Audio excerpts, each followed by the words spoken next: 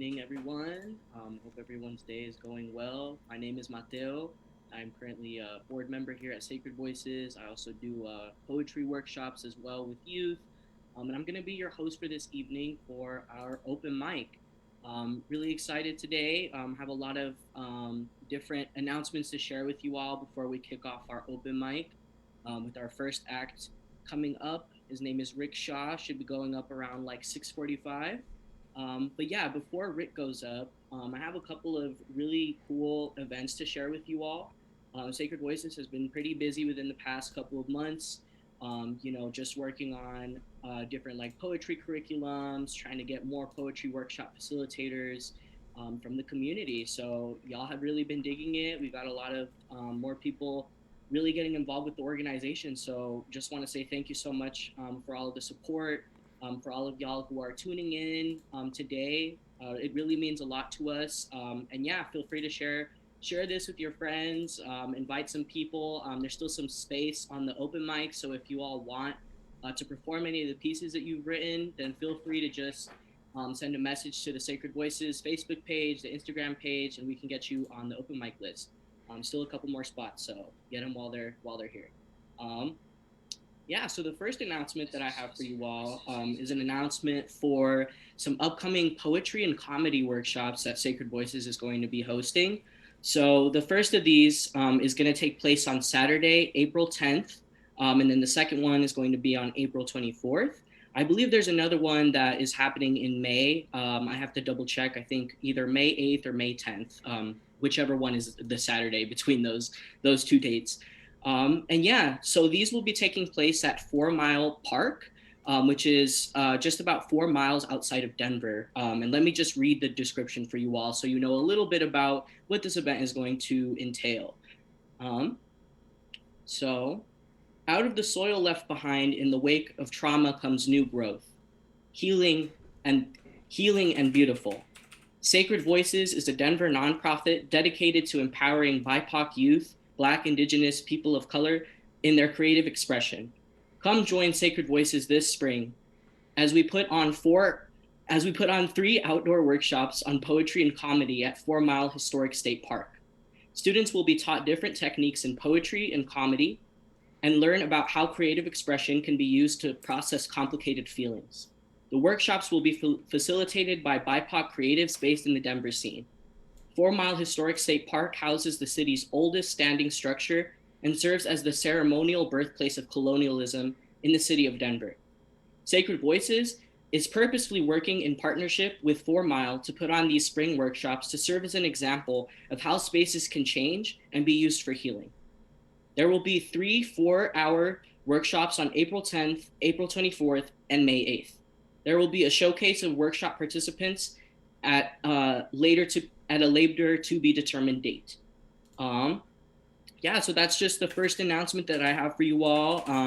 Like I was just mentioning, we're going to have some workshops on April 10th, April 24th, and May 8th at 4 Mile Park. Really going to be focused around community resilience, really focused around Indigenous history, acknowledging, the historical events that have gotten us to this place, neocolonialism that our peoples face today. So we really, we're inviting all youth, middle school, high school aged youth to please come through. Share this with, any friends, any young people that you think might be interested. This will be a socially distanced event. As I mentioned before, we will be at the park, so it's a very open space. Masks will be required. We are trying to make this as safe as possible while also providing youth with the opportunity to share their voices and with the opportunity to really build their skill sets when it comes to comedy, when it comes to spoken word poetry. So I'm really excited. I'm going to be one of the workshop facilitators for that.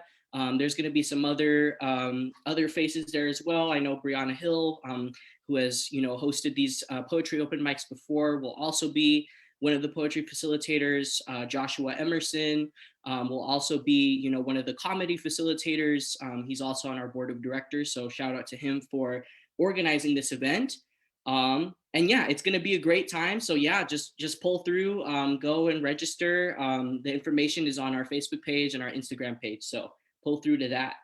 Um, The second big announcement that I have for you all is that Sacred Voices is currently hosting a logo contest for BIPOC youth.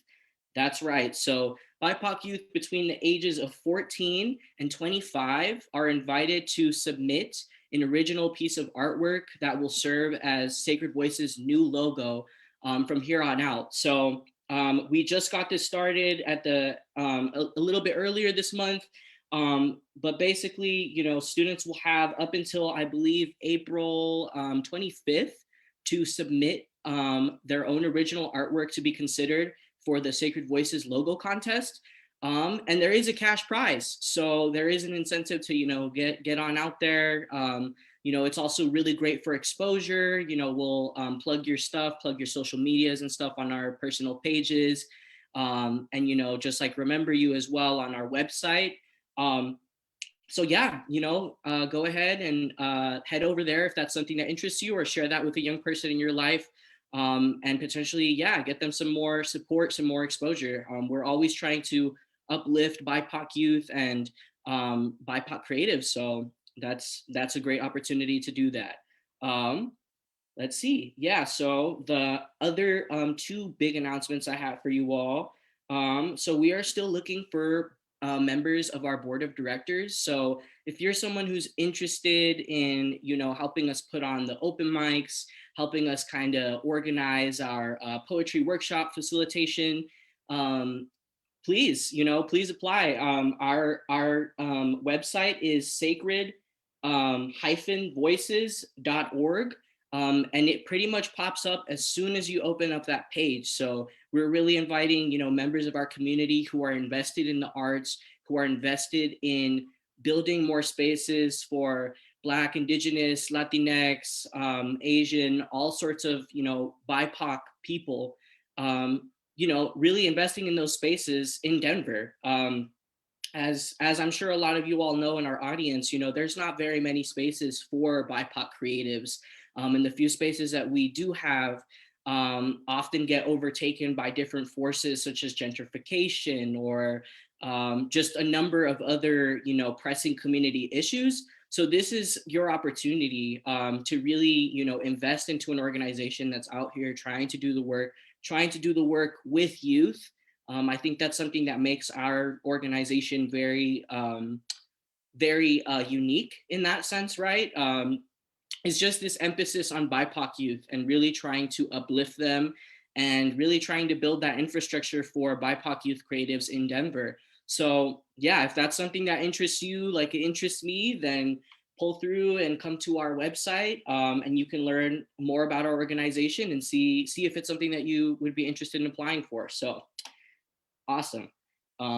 Let's see. So the last big sort of update that I have for you all is our Patreon. So our Patreon is currently active. So if you all head on over to patreon.com/sacred voices, that's another way that you can really support the mission of our organization, really helping us keep the lights on, keep these live streams happening, and really keeping this virtual space, and hopefully once things are able to be back in person, keeping that space maintained as well. So your support means a lot to us, and you also get additional benefits that are outlined on the Patreon as well. So yeah, I believe that was it in terms of my host announcements. I will probably be reiterating some of these a little bit later on for some of our viewers who tune in a bit later. But that being said, y'all didn't come here to hear me speak. So you came here to hear some poetry. So I'm gonna give y'all a little taste before we bring on our first official act, Rickshaw. So Rickshaw is set to come on at 6:45 around that time. So we'll see. But yeah, so I will kick things off with just a small little piece real quick. Let's see.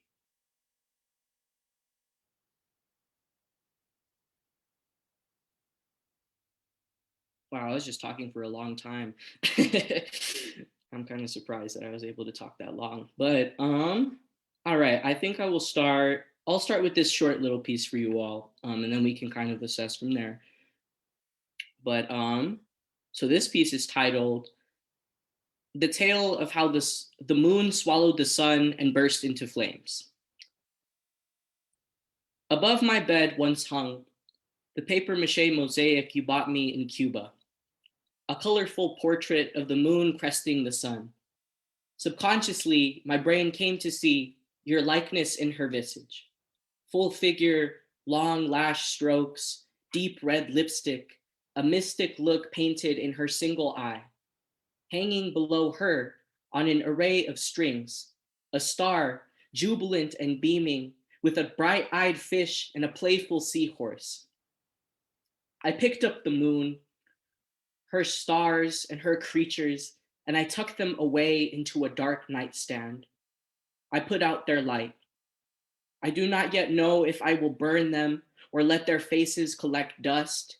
When all of this is said and done, and I have moved on, I guess a death by dust or ashes is the same fate anyway.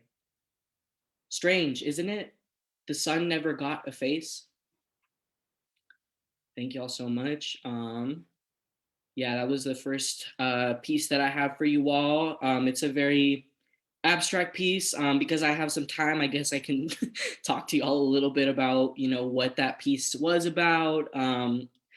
Sometimes when I write things, I can't tell if they only make sense to me. And this is definitely one of those pieces that I'm like, it sounds really pretty when I read it, but I have no idea if anyone understands what I'm saying. So, anyways, I hope it touched some of y'all out there in the audience, watching us on Facebook Live right now. Um, but yeah, so that piece was about a gift that I received from one of my ex boos. And like I mentioned, yeah, it was just this paper mache mosaic of the the moon and the sun, and it was just like a really touching sort of gift for me. So kind of, I feel like I mentioned a lot about what happened in that poem. Don't need to reiterate, but yeah, I don't know. The thing that really intrigues me about this piece is just you can really pull inspiration for poetry from literally anywhere. It's just like a spark. It's just something in your life that is poetic in and of itself that really inspires you to write and to kind of like speak that language of poetry, just to describe what it is that you're feeling. So I think it's a really beautiful, yeah, a really beautiful process. And I had a lot of fun, writing that piece. So yeah, um, let's see. Um, I think we're still waiting, I guess, for one of our other acts to come on. So I don't know. Let's see. Oh, is he here? Oh, okay, perfect. Sorry, I couldn't see on the Zoom portal. But yeah, so without further ado, I will introduce our next performer. Their name is Rick Shaw. So give it up for Rick Shaw.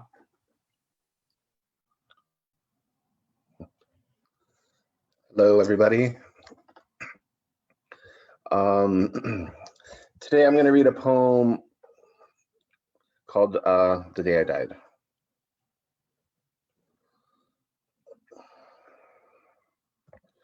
The day I died started like any other day. Sunny, bright, not a cloud in the sky. Okay, maybe one was gray.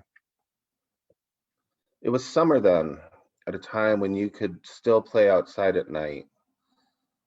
And when the streetlights came on, that was the cue to go home. Or my parents would yell and scream, and I always try to avoid that fight. However, this summer evening, the peaceful calm turned out to be quite deceiving. A trusted neighbor whose trampoline we all played on told us to meet in the ditch when the bright moon shone. It was late and I wasn't supposed to be out, but I saw the other kids' bikes and I heard them shout. One streetlight came on from above, though. However, no one could see from the road, so one adult took advantage of three little boys who only came to play with their toys. Suddenly, I felt a deep pain inside. I was startled as the adults stood behind me. doing things I didn't have the words to describe. I cried and I cried. Then an opportunity came to break free and hide. In my safety, though, all I could hear were the other boys' cries. Who was I, though? Too afraid to go anywhere near. They couldn't get away, but I had to leave. I could no longer stay there, and I was struggling to breathe. Just then, I heard my mom calling, and I knew my bedtime was close. I pedaled like a rocket. I gave it my most so that I could survive. But every day since, I've been haunted by that day I left my body in that ditch when I was no more than 5. Thank you. Cool. Yeah, give it up for that poet, y'all. Show some love, share some space. Yeah, thank you so much for sharing that with us, Rick. Do you mind if I ask like what your gender pronouns are, just so I'm aware? Oh, He, him. Oh, he, him, cool. Yeah, just make his is fine. sure. No worries. Yeah, so really quick, just wanted to ask, yeah, just like how did you get into writing poetry? I've seen you a couple of times, at our open mics in the past. So yeah, just curious about, you and Yeah. yeah, where you draw your inspiration to write. I think now, as before when I wrote, it was more, school assignments and stuff. Now that I'm kind of going through reckoning some things that happened when I was younger with counseling, it's allowed me to kind of move, understand it more in a different way and from a creative sense. So I'm not, you find power in sharing your story. And I think sometimes it can be hard when you feel a lot of shame towards things that happen to you. And I Mhm, think this is a good way to be able to share things, but not necessarily look for, mhm, more about sharing a story and realizing that we all have a lot yeah, to learn. And to, I feel the more we learn about each other, the more we realize we really do have things in everybody has lots of things in common. So, right. it's something to kind of rally behind, I believe. And if you can reach that, just that connection with that other part of yourself, I think it's very freeing. Mhm. Yeah, word to that. Yeah. I But definitely. Mhm. yeah, I appreciate you guys letting me talk because I haven't shared stuff really at all. This year I've been kind of making an effort to try to step out. It's been weird, with the pandemic, but this has been a really good, for sure. It's been a really good Mhm. outlet.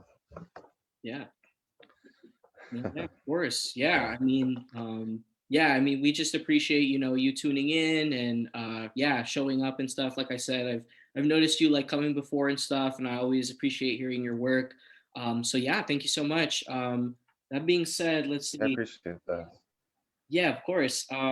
Yeah, that being said, I mean, I don't know if you had maybe like one or two other pieces if you wanted to share. You still have about like 8 or so minutes, but totally fine if not. Just thought I would throw that out there. Um, for today, this is all I can do. But Okay. maybe for next time, I'll plan something. I'm working on something. I'm just trying to get it to sound better. Yeah. Yeah, no worries. I totally understand that. Gotta polish the pieces. So, yeah. Uh, I do appreciate that. Yeah, I would rather not read it now. I'd rather wait if that's okay. Yeah. Yeah, no problem. Next month, trying to get into the groove again of just sharing my writing. Yeah, no, I feel that. Totally feel that. Okay. Well, yeah. Thank you so much for hopping on. Really appreciate it. And yeah, have a great rest of your night. We'll see you next month. Yeah, likewise. And hope to talk to you guys again soon. Thank you. Awesome. Bye. All right, bye. Alrighty, everyone. So give it up for Rick Shaw. Just shared a really deep, vulnerable piece with all of us. That's what Sacred Voices is all about, just creating that safe space for all of us to really come together and feel more connected with one another, right? You know, it's interesting because poetry is such an individual practice, right?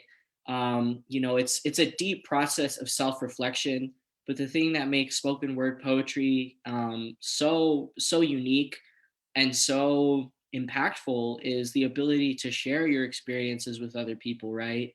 And speaking this language that is so intuitive, even if you haven't, gone through particular experiences, like when you hear a piece that just, touches you, right? Like just touches your heart, it really can change the way that you like view others and really creates more, more empathy and more compassion. So yeah, again, just give it up to Rick Shaw. That was a really amazing piece. Always appreciate the vulnerability. So um yeah, let's see. So we still got a couple more minutes before our next person on this open mic. So coming up next, around 7 o'clock or so, will be Gretchen Matilla. So if you're out there, yeah, please hop onto the Zoom whenever you can. In the meantime, I'm going to stall, tell some jokes. Psych, I don't have any jokes, but I do have poems. So I guess that's the next best thing. um, y'all are low-key just gonna be hearing like my discography between the different between the different poets and stuff. So just bear with me. So yeah, so this next piece, I haven't decided which one I'm gonna do. I'm honestly just gonna kind of go on my notes and like pick one out and surprise you all. But I was looking at all of these pieces that I have on here, and I was like really realizing like, well, I was like beating myself up the other day because I was like, man, like I have not gotten to write in college. Like I don't know if some of y'all feel that way as well. Um, I don't know if some of y'all feel that way as well. Particularly, yeah, some of my homies who are in undergrad or maybe even graduate school. But it is so hard to find time to write something that is not like related to your dissertation or something. Um, so yeah, I haven't had as much time to write creative works and stuff like that. But that being said, I was just giving myself a hard time the other day, and I was like, man, what have I produced? All these different things. But y'all got to remember, this craft is not about producing. There's some people that it comes very easily to. Like I have some really amazing homies who like they live their lives, and like every day or so they can kind of just pop out a poem. I'm a little bit different. It takes me a while. I gotta like mull over the poem and like really spend a lot of time thinking about it and like feeling whatever I'm feeling at the time. Um, but yeah, anyways, so I realized that a lot of the poems that I've created have all had to do with my love life. And you know what? That's just where I'm at right now. So, um, and it seems like people enjoy it. Leave a like if you do. But yeah, so I guess I will share one of my many different love poems. So this next one that I have is called um, Confessions on Loving After Breaking. And I actually just revisited it today, and I was like, all right, I'm gonna, because I had these two poems that were kind of related to each other, and kind of in conversation with each other. And I was like, oh, well, I could just paste this one on top of this one, and it's a full length work. So this is what y'all are gonna get. It's called, again, Confessions on Loving After Breaking. Lately, I have been feeling lonely, but I've been busy, so this feeling has not swallowed me. It has felt good to have important things to do, to feel greater sense of accomplishment. Your name is a scar I can't stop reopening. The last scar from a vortex of chaos and destruction of a life I once lived and hated. You are my only regret from all that I left behind. Your love taught me the meaning of sacred, and your loss taught me what it feels to be truly unresolved. In many ways, I am still just a boy learning how to be a man. They say, here he goes again, writing the same damn poem. I'm stuck between a nihilist complex and a belief in true love. If I give you up, what does that mean about the rest of my life? When I thought that I would spend it with you. Is love really just a feeling after all? Do I forget the stars we wished upon once in time? I am a self-conscious masochist. I know exactly what kind of pain you bring, and I come back knowing full well and searching for more. So that was the first part. The second part of this poem was written like, I don't know, maybe a year or so afterwards. I don't really know, but yeah, this is that second piece of Confessions on Loving After Breaking. I want to be careful the power I give the idea of you. I speak your name, the story of the way we loved and my heart broke, say them like the words to my favorite sad song. In times that I feel most afraid, the times that I feel I might just break free instead of in half, I find my hand reeling on the needle. I find my hand back on the needle, reeling with the same music again. A confession. Your love felt like a beautiful dream I woke up from, only to find that it was never real. Maybe this feeling was always the problem. I love that you were my first love, and I am grateful to have loved and lost and never to have met you at all. I fell in love with the person you were and the person you made me. Confession. I have kissed and laid with others after you. I have told none of them I love you. Your mouth was honey, pure sweet. Every love after you has paled in comparison. Confession. I hate that you were my first love because now I go around my college town searching for soul love from Tinder infatuated college students who have no idea what hood I'm from and don't care to know my mother's name. Silly, grown children who have never learned the meaning of sacredness. Confession. Sometimes therapy feels like a self help book that I bought to learn how to get over you. When this truth changes, I wonder if I will be able to say that I am healed. I know that I am more than just the boy who loved you or the man that you left, but I am still just a boy learning how to be a man. I don't know how to let you go without becoming a nihilist. How can something that felt so right become so bad for you? I still think about what your mother said that one time, and it haunts me like a bad dream. I don't know how to let go without renouncing what we had, all the magic I let get the best of me, the alchemy I swore myself to. I refuse to believe that love is only a feeling, just a stupid set of chemicals that inevitably fade. So yeah, that was part two of that piece. I think there's like a third piece, but we will share that a little bit later down the line. But with that being said, I want to welcome our next performer up to the mic. So give it up for Gretchen Matilla.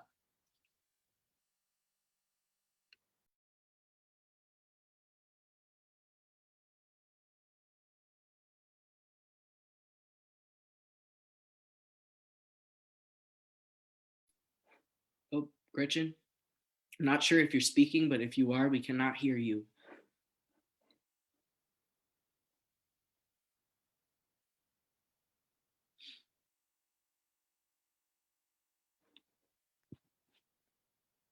Zoom open mics, y'all. It's rough out here. Let's see. Um, Gretchen, are you there? Oh, oh, I can see you. I can't hear you though for some reason. Maybe try to mute and unmute.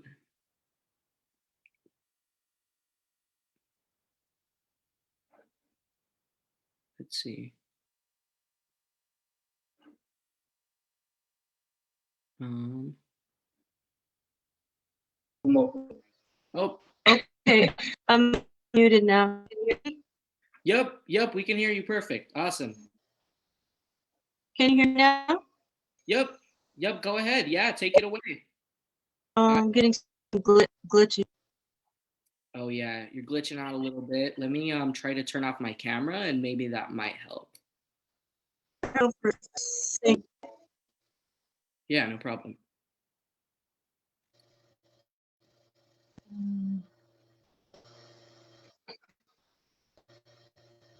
Okay, can you hear me now? Yep, we can hear you perfect.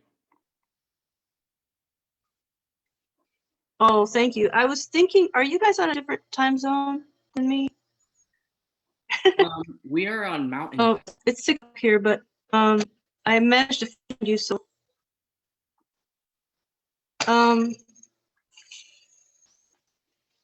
thank you for inviting me to speak. This is the first time I've been on this venue. I appreciate it. And I was thinking it was going to be at 7, so I'm kind of scrambling a little. But I have some poems I would like to share, a couple of them. Okay. Yeah, no problem. You got time. So yeah, thank you so much. Okay.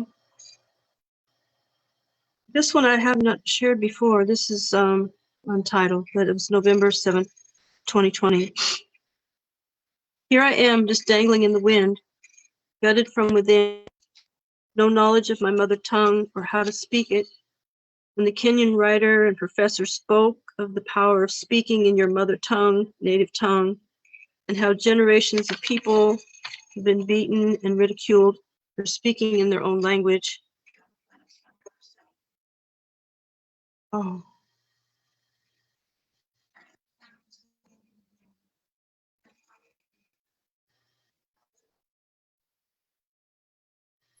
Oh, are you all right? We can still hear you.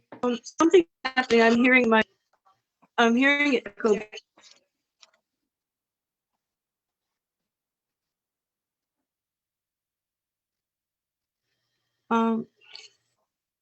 There's echo, like a really delayed echo. I don't know exactly what it means.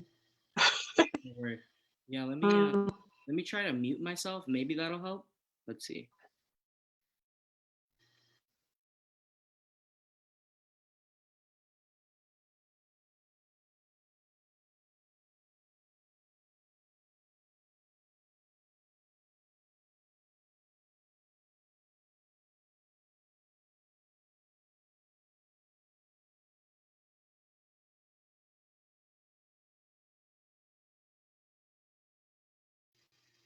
You know, I think I might have accidentally logged on twice, so I'm gonna leave for a minute and see that, get back on, okay?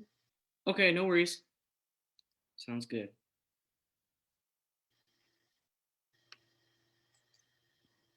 Um, yeah, so while we wait for Gretchen to come back on, I will just be here.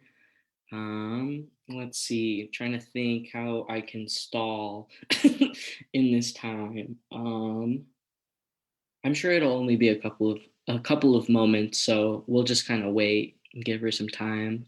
In the meantime, y'all can grab yourself some water, grab a snack, get comfortable. Um, Tabitha said sing a song. I would say I'm pretty good at singing in the shower, but time and place. But yeah, so yeah, just got my hydro flask here. Gonna take some time to hydrate. As the going says, hydrate or dihydrate. Um, but yeah, so um, all right, looks like we're waiting for Gretchen to get back on. Looks like Gretchen's here. Okay, hi. I think this might be better. I think I logged on with Facebook and then I logged in with Zoom. Yeah, no problem. Yeah, this is definitely more clear and stuff. So glad we can see you. Yeah. Oh, thank you. Yep. I'm gonna start again if you don't mind. Yeah, take it away. No problem. Okay. This piece is untitled, November 7, 2020. Here I am, just dangling in the wind, gifted from within. No, I'm sorry, gutted from within. No knowledge of my mother tongue or how to speak it. When the Kenyan writer and professor spoke of the power of speaking in your own native tongue and how generations of people have been beaten and ridiculed for speaking in their own language, I realized the layers and layers of oppression, and I sat here feeling empty as this question, do you speak in your mother tongue, resonated past my ears, pierced my heart, and somehow deflated my spirit as it became suddenly clear as never before that I don't even know for certain what my native tongue would be, much less how to speak it. One could argue that the English I learned from my mother is in fact my mother tongue. And on a very basic level, they would be right. But that would be oversimplifying the issue and denying her mother's Norwegian, British, French, and most likely Ojibwe roots. Grandpa Sig told me firsthand how the nuns used to hit his hands with a ruler every time he spoke Norwegian, even as a child of 5 or 6 who had just come from Norway with his family. And Grandma Cozy told me about her Grandma Clara, a native woman from Thunder Bay, Ontario, who died in an institution, most likely from alcoholism, who was married very young to a French Canadian fur trapper, who I never saw a picture of, who my mother dismissed as a drunken Indian, who was not worth mentioning, much less remembering. And then there's my African American, Mescalero Apache, and whichever tribe my great grandma Hattie was from. I know the Cashes came from Texas by way of Georgia as freedmen and established Center Point, Texas. But beyond that, I have no idea which African tribes we hailed from. Okay, well, I kind of trails off. I didn't really complete it, but that's where it starts. So I would share one more if we have time. Yeah, go ahead. You have about like 6 more minutes, so feel free. Okay. Um, well, a little bit of background for this. I lost my mom mid-March 2019, so I've written a lot of poems around that. This was March 16 this year. Can I just say I don't have a plan right now?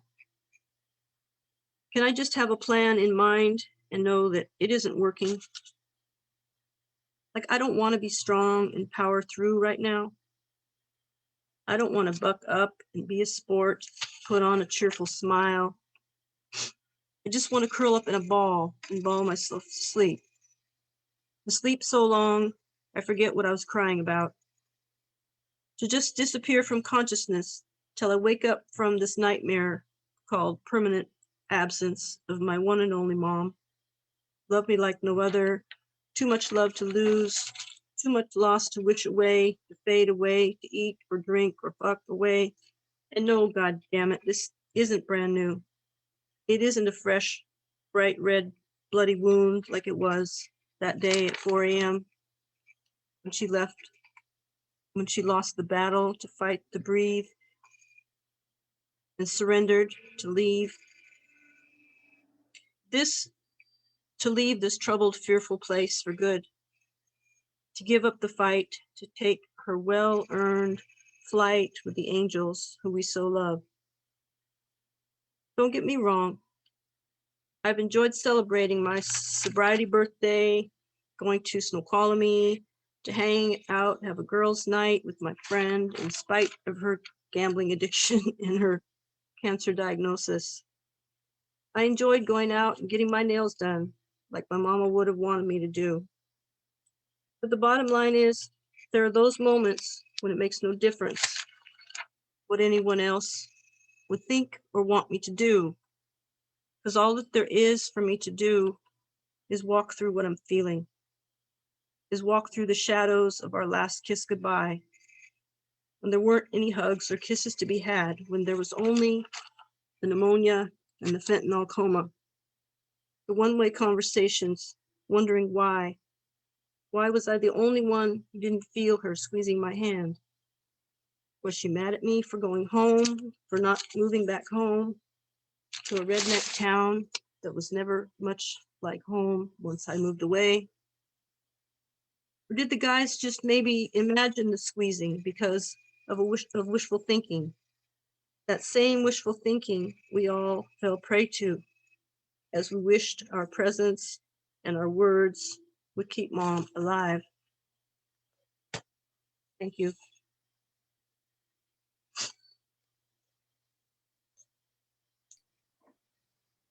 Yeah, thank you so much. Yeah, give it up for that poet, give it up for Gretchen, everybody. Yeah, thank you so much for sharing your work with us. Yeah, that was a really heartfelt piece about your mom. That you had that line that you said, shadows of our last goodbyes. I don't know, that one just really really hit me, just like that imagery that you used in that piece. Do you mind if I ask? Did you write that all on? Did you say like March 16th? This March 16th, yeah, about Okay, 4 in word, the morning. word for sure. Yeah, Yeah, that's about when she passes, about 4:30 in the morning. So I had a lot of fun during the weekend trying to push through it. And then in the time when it was time to be quiet, I lit some candles and wrote some poetry because what there was to do. yeah, yeah. No, yeah, I totally feel that. Sometimes you just that's what you got to do, to get through and just express those emotions. It's very important. So, yeah, thank you so much for joining us today and for sharing that with all of us. Yeah, just really appreciate your vulnerability and yeah, just like sharing that space with us. So, thank you. Thank you. Thank you guys for being here. I hope I haven't missed too much. I didn't know what time you actually started. Oh, you're all good. It's been let's see, what time is it? It's been about 45 minutes or so. But you did say you were on a different time zone, so I think that's probably why, because we're in mountain time. So right now it's 7:14 here Oh, where are you? in Colorado. We're Denver, Oh, Colorado. okay. I didn't know that. Oh wait, where are you tuning in from? I'm in Seattle, Oh wow, okay. That's cool. Washington. Yeah. How did you Uh, hear about us? I'm kind of curious. on the Facebook. Oh, cool. Okay. That's cool. Awesome. Well, yeah, well, I'm glad we were able to cross paths and stuff. Yeah, now we're in mountain time zone, so you're always welcome to come back in the future and stuff. But yeah, thank you so much. So Yeah. is it 7 there now? 7:15? Yep, 7:15. Yeah. Oh, okay. Okay, cool. I learned something new today. Awesome. Okay. Well, yeah, thank you so much, Gretchen. I hope you have a amazing rest of your night. And hopefully we see you again. Okay, thank you. All right, is it over now? Um, oh, we have our next performer coming up. So yeah, you can watch the rest of the show on Facebook though. If you just go to that same event link, it's just broadcasting there. So Oh, yeah, okay. Okay, thanks. awesome. Yeah, awesome. Have a great day. Good. All right, give it up for that poet, y'all. Leave your likes, leave your hearts, leave your comments. I know the performers all really appreciate it. Um, yeah, so we're gonna keep it moving now with our next performer on the open mic list. Also one of our amazing board members. So yeah, give it up, y'all. Welcoming up Tabitha Israel to the stage. Yeah, take it away, Tabitha. All right. Hello, everybody. So, this is a poetry piece that I wrote a while ago, but I did not finish it until like a few weeks ago because it was a really heavy poem, and I didn't really know how to end it because it had me going through like the motions of emotions. So I was like, okay. I went back through my poetry book. I was like, I'm gonna finish this because then now I have a good way to leave it. Because sometimes it's good to start dark sometimes and finish in the light. Some people finish dark though. So I don't know, dark and dark, just dark all the way through. And you just like, damn, okay. Anyway, so this poem is called Only You Know How I Feel About Church. So I was never supposed to wait for you. You were not a bus, nor taxi, or other means of transportation. Though I allowed him to believe that he grazed over me like the lips of a pastor looking for Christ, like rehabilitation from the demons that he himself released into me, giving me a demon to call my own. leaving me demented for what felt like an eternity, but realistically, only 10 months. But this was not his first time hearing me like this. Hearing my voice crack, seeing the reddening of my eyes, feeling my tears thump against wooden floors, tasting copper pennies, and smelling innocence fade. Perfume. He gave me perfume to mask my shame. Everyone tells me how nice it is, but little did they know he wasn't. It's my birthday, and he has thrown me a surprise party. I'm happy, better yet, ecstatic, because I am 12, and I didn't expect it. He has invited everyone from church, including Pastor Martin. I remember it like last Sunday. We celebrated a day early. I lost me early. I was numb, very early, but back to the party. Pastor Martin brought wine. For the first time, I felt my head spin like a bottle right before the kissing game. It's Sunday. Pastor Martin gives a sermon about chastity, filling me with apathy, telling me that my sins are after me. I had 12 candles. It's Sunday. He tells the congregation, bring something that resembles your pain to leave at the altar. After church, he asked me why I'm not wearing the perfume. I close my eyes. I see him behind my eyelids, his salt pepper hair. And behind my eyelids, I still smell his fragrance, loud enough to make my eyes water. I'm at the altar, and I've already fallen into a hole so small and deep that a fireman without a spine couldn't get me. But it's Sunday. He took the cherry off top. I'm hurting, but no one sees me.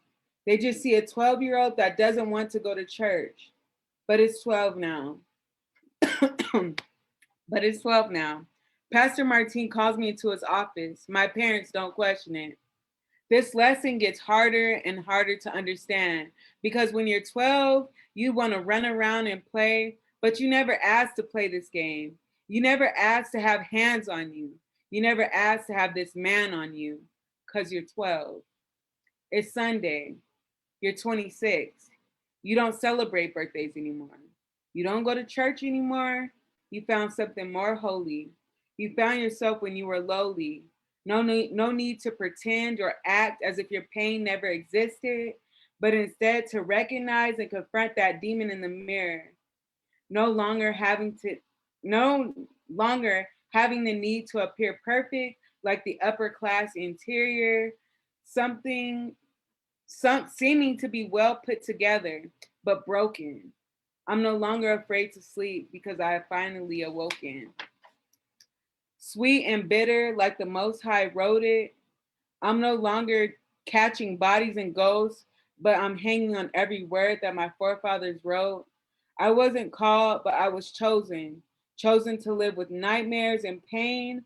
Chosen to understand that I am not the same. Chosen to know that at the last will reign. Chosen to see I have a lot to lose, but I have a lot to gain. And chosen to walk down that narrow lane. It's Sunday, and I'll never see the world the same. I had 12 candles, but now I have oil and love to contain. That's it.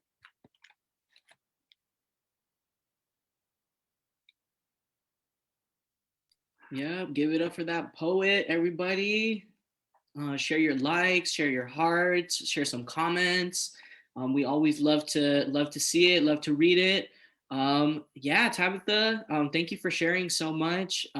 As always, yeah, I had a quick question for you about that piece you just shared. So, how long did it take you to write that, and what was the process of writing that poem like for you? I'm gonna be honest, like I wrote a lot in one sitting, but then like it took me years to go back and read it and then like finish it. It took me a long time. I'm not gonna lie. It took me a minute because sometimes it's hard, like I said in the poem, when you're confronting that demon or that person in the mirror, it's hard to see sometimes and understand the reflection that's looking back at you. So it took me a while to like do some self-reflection and like after like taking some time to truly heal and get myself to a point where I could talk about certain pain and certain traumas I have. It just took me a minute. So it took me years to finish this poem. Years. No, that's so real. I totally feel that. I'm definitely the same way, like when I write pieces, like I think there's like one piece I've written in particular that I like wrote like most of it, kind of like what you were saying. Like I wrote most of it in one sitting, but then I put it down and I couldn't end it because I wasn't done, with like the piece or like what like that healing journey that I was on, I couldn't finish the piece until I really went on that journey and worked through what I was going through. So I totally felt that. But yeah, yeah, thank you so much for sharing. Absolutely. Cool. Um, yeah, so we still got about let's see. I don't know if you had another piece you wanted to share, but you still have about like 7 minutes in your slot, if you would like. But it's up to you. I could find a poem real quick. I have like I'll have to just look at my look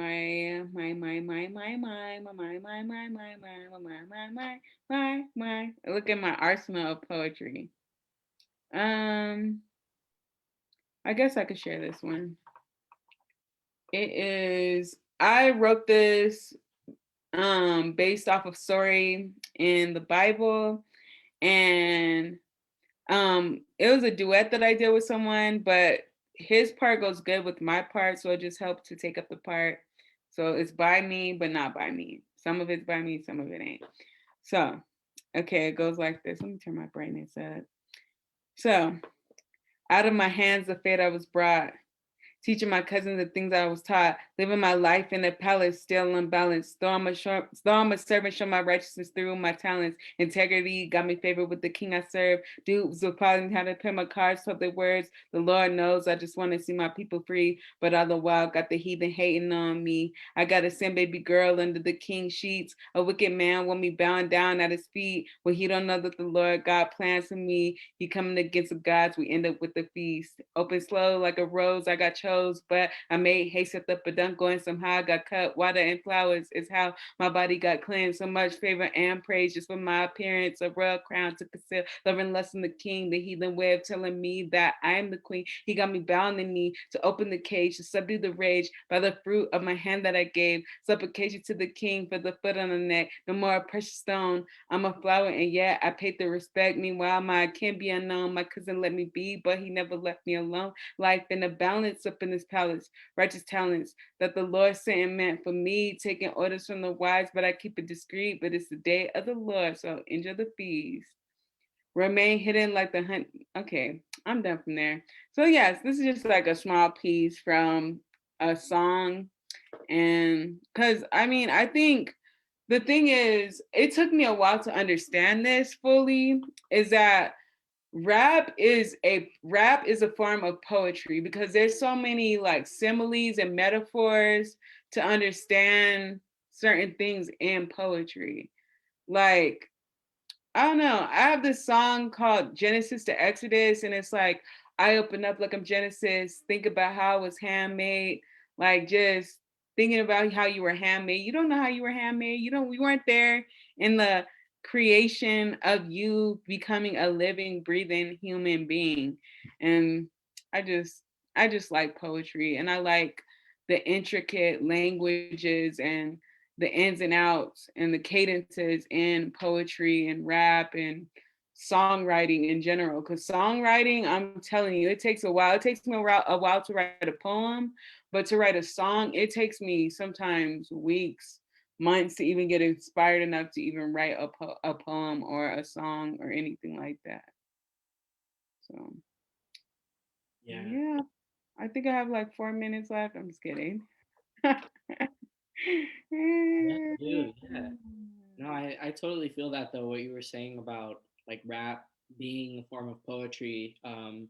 Yeah, I think that's why I like hip hop so much, honestly. It's like honestly, arguably like one of my favorite genres. But yeah, honestly, mad respect because like I've never written a song or anything like that before, but I just like the talent that it takes to really create that. It's like, damn, honestly, yeah, envious over here. So yeah, that's really awesome though. When Uh, did you get into writing music and writing poetry?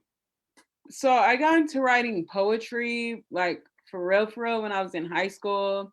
There was this guy that I was super interested in, and he would write me poems, and I would write poems back, and it would just be like this discourse of like him writing me a poem and posting it on Facebook, and I'd read it, then respond in a poem, he'd read it, and then write another poem. So it was like a back and forth thing. And then what really got me into like, and then continuing that, like the relationship's over. I think he's in New Zealand now. Like just a bunch of stuff ended up happening.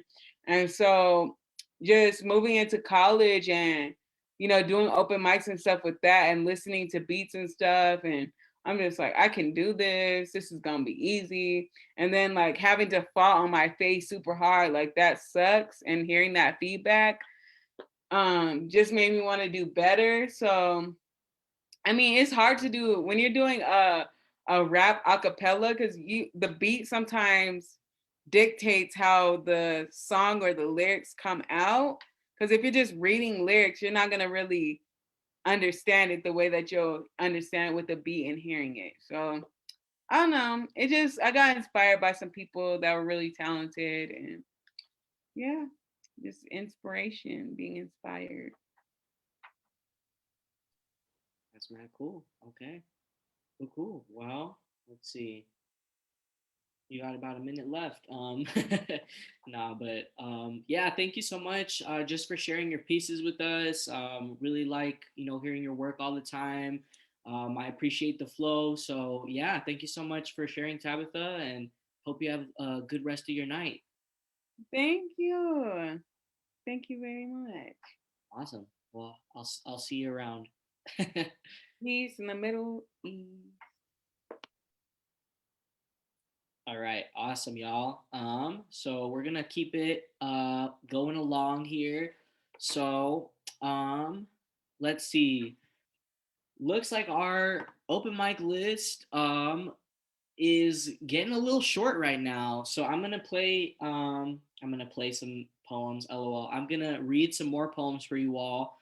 Um, and if any of you are interested in hopping onto this open mic list, feel free to just message the page and we can get you up here. If you have something that you really want to say right now, you felt inspired by any of the pieces that you just saw, then please just message the Sacred Voices Facebook page, and we can get you on here. So without further ado, I'm gonna give y'all some time to message the page. So I'm gonna read some poems of my own. Um, and yeah, let me pull up some pieces and I don't know, just kind of spitball and talk to y'all about what they're about. But let's see. So honestly, I've thought about just compiling like a chapbook of all of the poems that I've written just about like love. Because I'm like, damn, all these things, all these relationships, they really do be hurting you, but at least something comes of it, at least in the form of poetry, the form of lessons and growth and stuff like that. So um yeah, but that being said, I can share this next piece with y'all. um it is called Amor Eterno, which means eternal love in Spanish. And it was really inspired by a piece that I really like by a Mexican artist named Juan Gabriel. Yeah, he's very famous Mexican artist. And he just has such a kind of like a heart, like a very heartfelt, voice. And just like when you hear him, like that it's him, performing. So anyways, he has this song called Amor Eterno, Eternal Love, that yeah, just talks about what it feels like to lose a love that you felt like would have been eternal. And in a certain way it is, when you have that bond with a person, whether that's, like a family member, or a romantic partner, what have you. That's really what that piece is about. And yeah, every time I hear that song, it just gets me in my feelings. So um yeah, that's what this one was yeah, made after. So here we go, without further ado. There is a concert hall in my chest that I carved from loss. The mariachi bands have long since played their last note here, and my friends have stopped visiting to hear the music. But sometimes I still sit upon the balcony, hum a lonely song, and remember fond memories. What if is a grave I used to visit often, my seance for a death I couldn't accept. I brought flowers to pick for you and left petals as meager indulgences for fate, begged her to change her mind. Nowadays, I leave bouquets to dry in the sun. I do not sit with bated breath. I exhale and let the wind take what it must. On the hard days, loss fills my rib cage like the bass of a Spanish guitarra. Desperation claws at me inside like the sharpest note in a string of violins. There are so many shades to unravel in this grief. There is a certain allure to this honest pain, a certain respect I have developed for its presence, the way it keeps me up at night with its wailing, demanding that I listen to all of the sad songs you two shared together.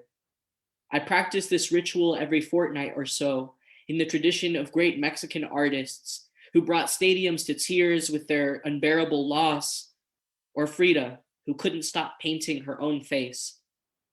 That 17-year-old boy whose lips you kissed for the last time on a beautiful cold day in April still sits on the corner of my bed sometimes and cries. I feel the breeze between barren tree limbs, the time between cool string lights and a fevered sun, before the leaves can sprout again, and I know his tears are coming. I, 3 years his senior, have learned to be a better brother. I sit beside him, shed of my expectations, and let him mourn and mourn what he must. I let him do this every time a song comes on that hits just the right note. Each time the sunlight falls between the branches in a familiar way. Every time someone tilts their head in scornful misunderstanding at night with its both wailing, their pain and mine, demanding that I listen. Bless this grief, listen, which taught me resiliency. Thank this grief, which taught me that I could survive without you present. Holy be this grief, which taught me how to love others in absence. Amen.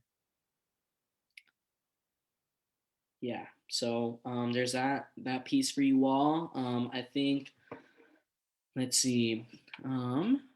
If I'm not mistaken, I believe we're at the end of the open mic list. So we're pretty much on last call. So if any of y'all are, again, interested, oh, it looks like we might have one other performer in addition to myself. But yeah, so like I said, if any of y'all are interested, there's still time right now to get on this list. So just message the page. You got to message fast. Hopefully by the end of this piece that I'm about to perform for you all. So come on up here, y'all. I know you want to. Yeah, so without further ado, I will perform another sad poem. Let's see. Damn, when will I make a happy poem? We will see when that is. There's Cosmic, When a Zombie Loves a Ghost. Man, Cosmic's always good.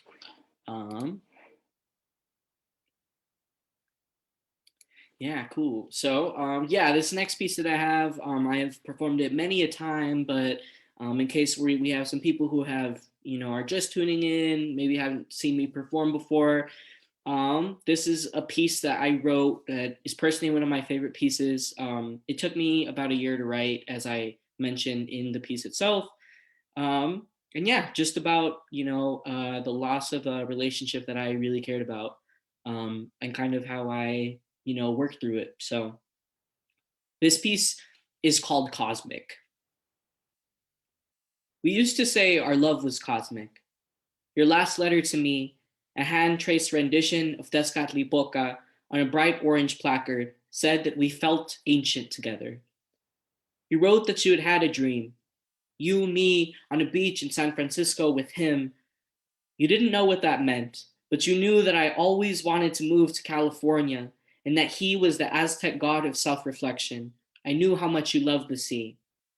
You had hoped that he could help me through whatever I was going through. You always spoke like that, simple yet understanding, a contrast to my constant noise and need to comprehend. I remember our trip to San Francisco, where you held my hand at the edge of the Pacific and said, I want you to meet my mother. The clouds parted, and the ocean grew warm at our feet, as if to offer us her blessing. I thought of the oceans our parents, our ancestors had crossed for us to meet, how warmly they must have smiled down on us then. I think of the blessings our mothers gave us, your mom shuffling hurriedly around the house, uneasy with premonition. You asked, ¿Qué traes, mamá?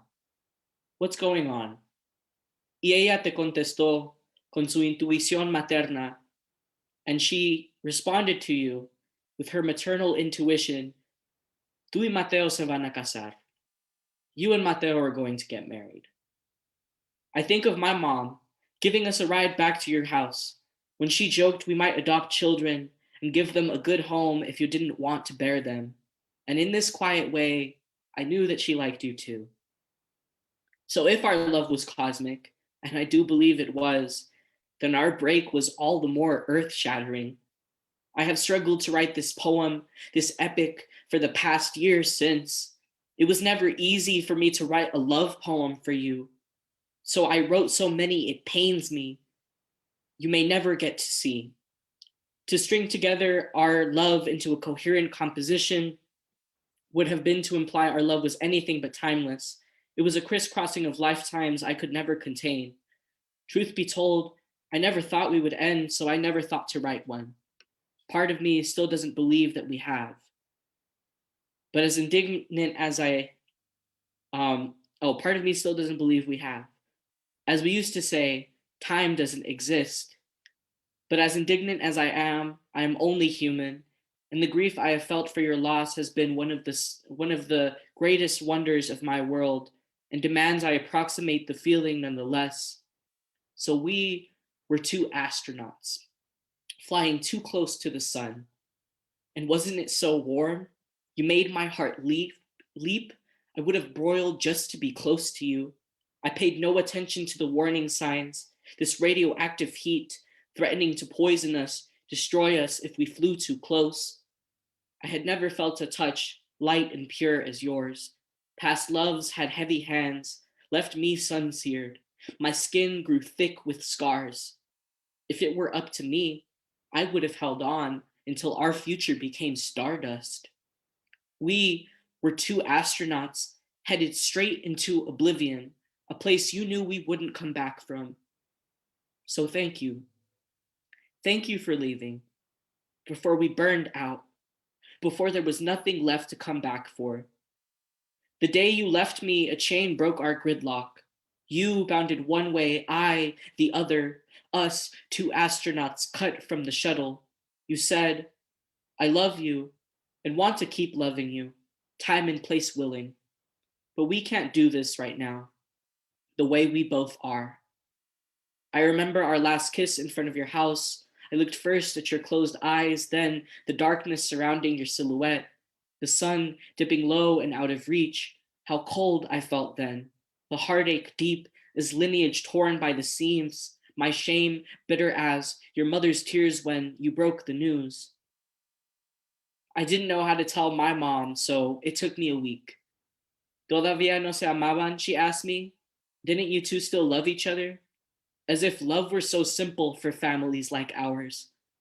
We were both just depressed and we weren't growing anymore. It takes more than love to stay together. This is all the eulogy I gave her in your name. My mother, in a depressed marriage for over 30 years, did not understand, but she asked no more questions. We tried to remain friends for 2 months after our break, and I kept my distance. For as much as I longed for you, the temptation to rebound never trumped the respect that I had for you, the desire I had for the both of us to grow. A self-destructive hookup could have never compared to the beautiful love we shared. I regret trying to talk about what went wrong before the dust had settled. I was stubborn as a magnet, trying hard to connect, but you, repelled from me, bounded the other way. How naive to think I could process your loss in a mere 2 months, what has taken me a revolution around the sun to to try once again to twist fate and my intuitions for an idealistic vision. For as beautiful as our love was, and even if you had returned, we will never be the same. We can't be. And this, I know now, is for the best. All right. So there's Cosmic, everyone. I'm being told we got another poet on deck. So yeah, everybody, give it up for our next poet on the open mic list today. So there's still time to make it if y'all want to get on. Yeah, give it up for Tyrone.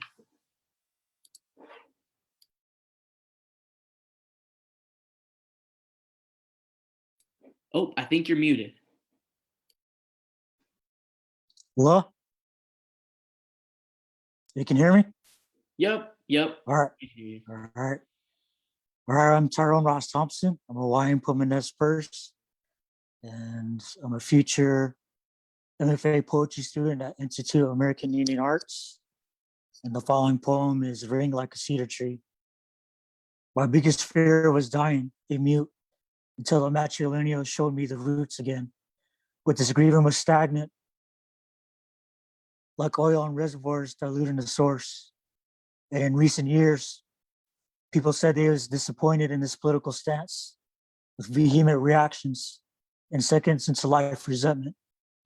This web of the interconnection of our own internal conflicts of enrolled affiliation or indigenous kinship connection. Individuals say they're out to destroy patriarchal structured lineage, but participate in institutions that are another loyalty, enrollment being the tool of oppressive humanity.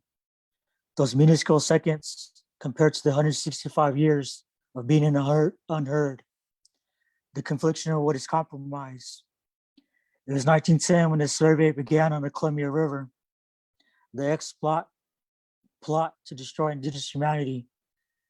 Decades later, Sligo Falls became buried history. 5 years before, Lady Justice was presented with the business using supreme law for tribal malice. And the main supplement became superior right for produce. The open wound of endless bleeding, ignoring how we're colonial bound, the demise of spiritual ground, struggling to find sincere affection in the oppressive chaos, a constant battle of resolve and connection. But vanity often usurps any communication. Blood quantum continues diluting nearly everyone's lineage. With the matrilineal persevere, add rings like a cedar tree and heal grieving. My indigenous name is known and no longer fear dying. And thank you for your time. Yup, give it up for that poet, y'all. Leave your likes, leave your hearts, leave your comments. Yeah, thank you so much for sharing that, Tyrone. Really important message that you shared there in that piece. Yeah, can you let's see. I believe you're our last performer. But I wanted to ask really quickly, just yeah, what was kind of going through your mind when you were writing that piece, you know? What made you feel like I gotta write this, you know what I mean? I think it is for originally International Women's Day, 2018. And I also wanted to include the narrative Sligo, where it's always talked about we want to remove the dam by Yakama Nation, but it's also they played a role in it. And so what I'm referencing as supreme law for tribal malice, I wanted to point out that Yakama Nation used the court in 1952, along with the United States Wildlife Service, Land Service, or whatever it's called. And they collaborated and made this graph where he suggested that they were the superior fishermen of the Columbia River. And then so they're used in business as a form to exclude not only other tribes, but the hosting tribe from that area, and just to get a bigger payout. And that payout was 15 million. And so, yeah. And then so it's just kind of like referencing the name of how I want to identify with myself, but also try to include the narrative of the matrilineal connection to Salila, which is Nez Perce, to my lineage.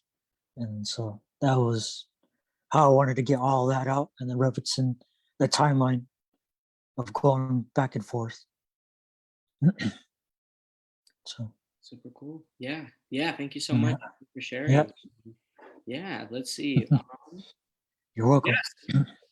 Yeah. So let's see. Like I said, I believe you're our last performer of the night. So if you want to share like one or two other pieces, you definitely have the opportunity to do so. But no pressure at all. Just putting that out there. Okay, yeah, I can share another one. I just gotta look it up real quick. Cool. Cool. Sounds good. All right.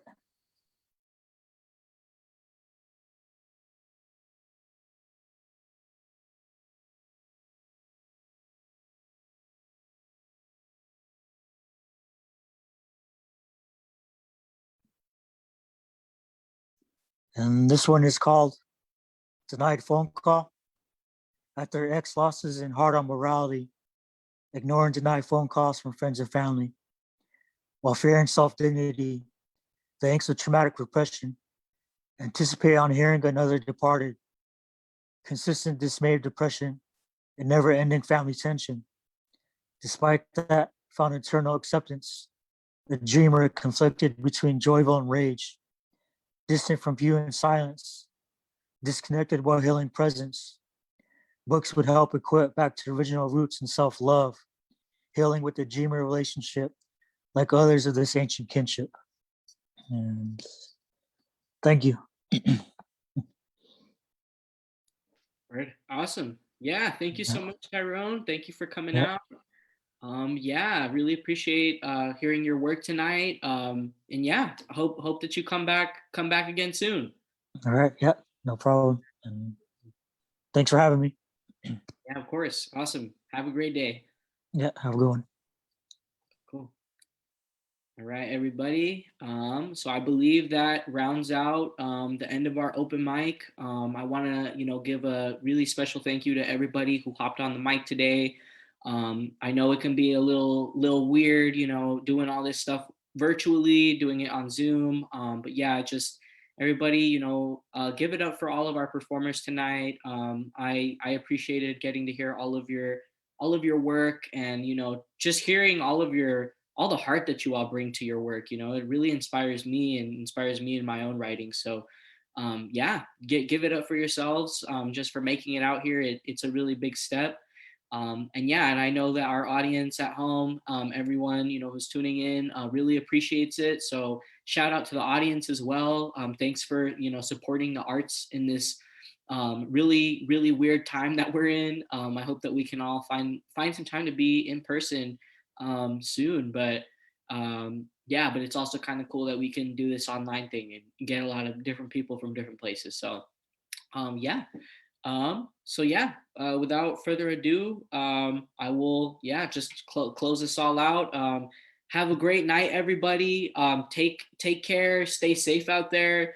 And yeah, keep on writing poetry, writing music. And yeah, keep on keeping on. So bye, everybody. And I will see you at our next open mic next month.